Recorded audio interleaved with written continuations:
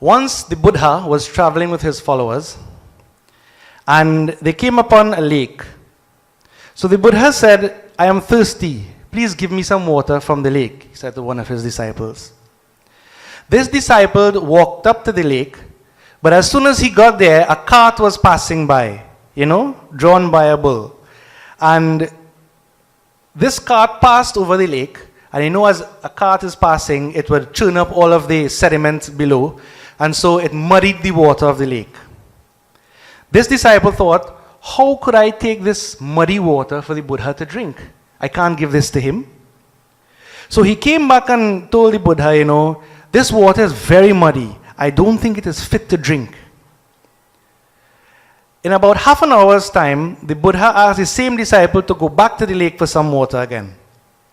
This disciple went back and he found that the water was still muddy. Mud was swirling around in it. So he returned and informed the Buddha about this, and Gautama Buddha said, okay. After some time again, the Buddha asked the same disciple, go back to the lake and see if you get some water. This time, the disciple found that the mud had settled down and the water lay on top was nice and clean. So he collected some water in a pot and he brought it back for the Buddha. The Buddha looked at the water, and he looked up at the disciple, and he said to him, do you see what you did to make this water clean? You let it be, and the mud settled on its own. And now you have clear water. The Buddha is using this example to demonstrate how to control your mind. Now everybody likes to say, control your mind, control it. The first point is, you cannot control your mind. Because the more you try, the more it fights you back. When you try to force it, control it, it just does all sorts of things. So clearly this can't be the strategy. Right? So if I were to ask you, how would you control your mind? How? So the answer is simply, you cannot control the mind. What you have to do is stop the mind from controlling you. The mind is going to continue. It's going to say all sorts of things. But when you believe it, that's the problem right there. Do you think that enlightened people don't have thoughts? Their minds don't do all sorts of things at times? It is the nature of the mind. But the difference is they don't believe it. Again, another nice Zen example. If you have a guest coming to your house, let them come and pass through, but don't serve them tea. Let them just pass right through. The guest is like the thought. All the thoughts your minds are throwing up at you. Just let them pass through, but have no vested interest in them. Because most of the time it's nonsense, All your mind is doing is throwing up over and over again all that you've seen and heard throughout your lifetime. That's all it is doing. Isn't it so? So you need to stop the mind from controlling you.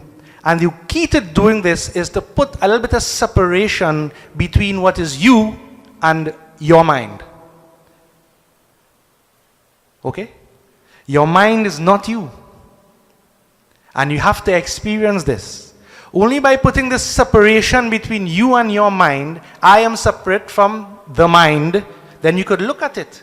You could choose to take it on or not to take it on. Like a dog, you see the dog jumping up, you just ignore it. Or it behaves itself, you put it on a leash and you use it. But you are separate from the dog.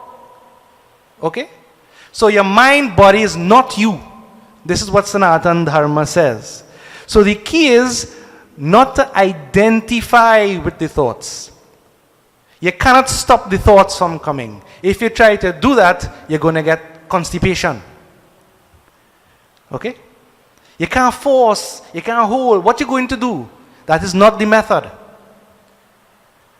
Now, we say don't listen to these thoughts we're having in our head. Now, I don't mean all thoughts. You have to use your intellect now to judge what to listen to.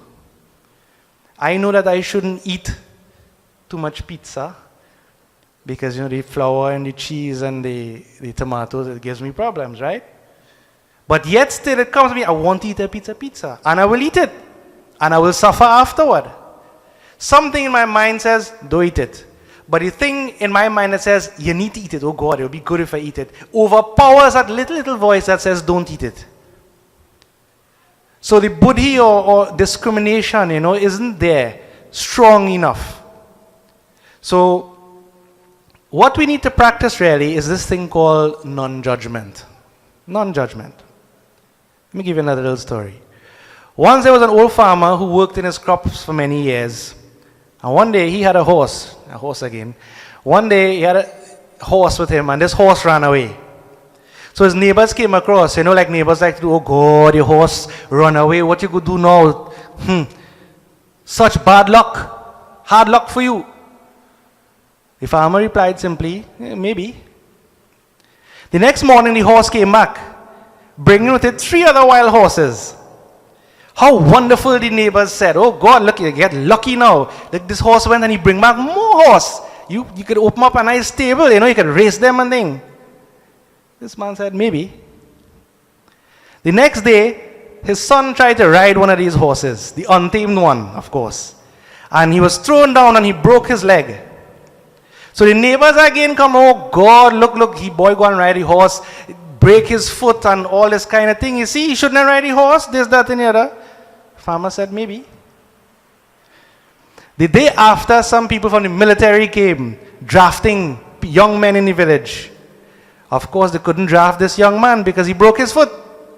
And seeing that the leg was broken, they just left him there and they passed that house by.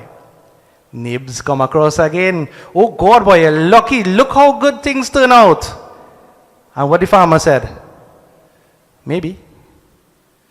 You understand? This is how life is. Going and coming. This is the aage chale. In a larger context. It happens, it comes and it goes, it comes and it goes. But this farmer is really practicing non-judgment. You see, you understand deeply how life is. And then you start, I wouldn't say as a joke, but you see how foolish life is really. And how people run around so serious, taking things so seriously, when all you have to do is take a step back a little bit and just look, just watch. Everything exists for your entertainment. But when you get too invested, then you get too serious, you see. Because you have a little something in there that you want. Even sages, spiritual people, some of them, they don't maybe want this and that, but they like people. Or they want to have name. Or they want to have a following. Or they want to, you see, whatever you look at, there's always a little something that somebody wants. It's very, very rare to come across somebody who wants absolutely nothing. I.e., a liberated person. So, non-judgment.